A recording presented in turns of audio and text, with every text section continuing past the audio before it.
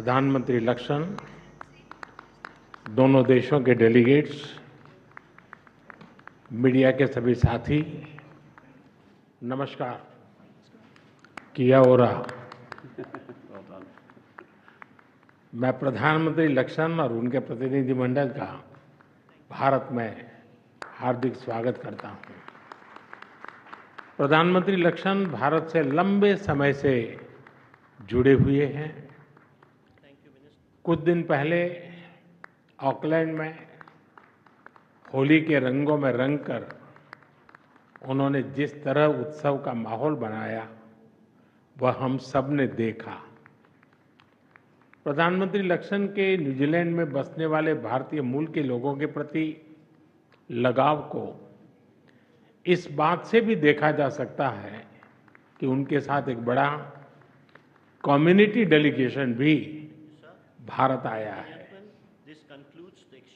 उन जैसे युवा, ऊर्जावान और प्रतिभाशाली लीडर का इस वर्ष रायसीना डायलॉग का मुख्य अतिथि होना हमारे लिए खुशी की बात है। फ्रेंड्स, आज हमने अपने द्विपक्षीय संबंधों के विभिन्न पहलुओं पर विस्तृत चर्चा की। हमने अपनी रक्षा और सुरक्षा साझेदारी को मजबूत और संस्थागत रूप देने का निर्णय लिया है। Joint exercise, training, port visits के साथ साथ रक्षा उद्योग जगत में भी आपसी सहयोग के लिए रोड मैप बनाया जाएगा। हिंद महासागर में मैरीटाइम सिक्योरिटी के लिए कंबाइंड टास्क फोर्स 150 में हमारी नौसेनाएं मिलकर काम कर रही है और हमें प्रसन्नता है कि न्यूजीलैंड की नौसेना का जहाज 2 दिन में मुंबई में पोर्ट कॉल कर रहा है। फ्रेंड्स, दोनों देशों के बीच एक परस्पर लाभकारी फ्री ट्रेड एग्रीमेंट पर नेगोशिएशंस शुरू करने का निर्णय लिया गया है। इससे आपसी व्यापार और निवेश के पोटेंशियल को बढ़ावा मिलेगा। डेयरी, फूड प्रोसेसिंग और फार्मा जैसे क्षेत्रों में आपसी सहयोग और निवेश को प्रोत्साहित किया जाएगा। रिन्यूएबल एनर्जी और क्रिटिकल मिनरल क्षेत्रों में आपसी सहयोग को हमने प्राथमिकता दी है। फॉरेस्ट्री और हॉर्टिकल्चर में संयुक्त रूप से काम किया जाएगा। मुझे विश्वास है कि प्रधानमंत्री के साथ आए बड़े बिजनेस डेलीगेशन को भारत में नई संभावनाओं को देखने और समझने का अवसर मिलेगा। फ्रेंड्स, क्रिकेट हो, हॉकी या माउंटेनियरिंग, दोनों देशों के बीच खेलों में पुराने संबंध हैं। हमने स्पोर्ट्स में कोचिंग और खिलाड़ियों के एक्सचेंज के साथ साथ स्पोर्ट्स साइंस, साइकोलॉजी और मेडिसिन में भी सहयोग पर बल दिया है। और वर्ष 2026 में दोनों देशों के बीच खेल संबंधों के 100 साल मनाने का निर्णय लिया गया है।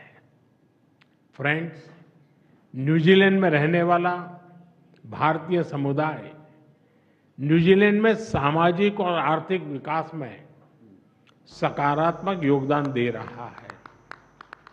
हमने तय किया है कि स्किल्ड वर्कर्स की मोबिलिटी उसको सरल बनाने और इलीगल माइग्रेशन से निपटने के लिए एक समझौते पर तेजी से काम किया जाएगा।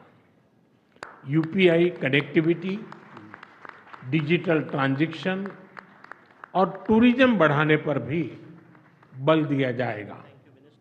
शिक्षा के क्षेत्र में हमारे पुराने संबंध हैं। हम न्यूजीलैंड की यूनिवर्सिटीज को भारत में कैंपस खोलने के लिए आमंत्रित करते हैं। फ्रेंड्स, आतंकवाद के खिलाफ हम दोनों एक मत हैं।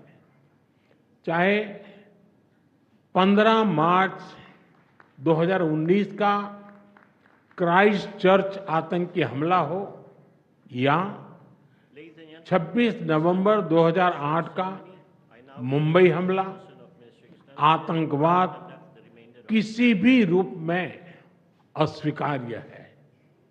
आतंकी हमलों के दोषियों के खिलाफ कड़ी कार्रवाई आवश्यक है।